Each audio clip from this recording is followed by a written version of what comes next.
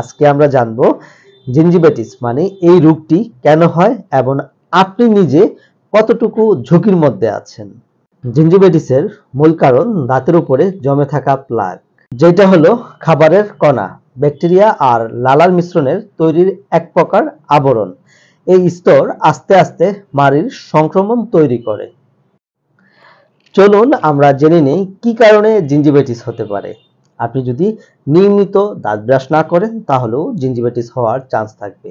নিয়মিত যদি ফ্লস না করেন মানে দাঁতের ফাঁকা অংশতে খাবার আটকে থাকলে এটা যদি ভালোভাবে পরিষ্কার না করেন তাহলেও জিঞ্জিভাইটিস হওয়ার চান্স থাকে।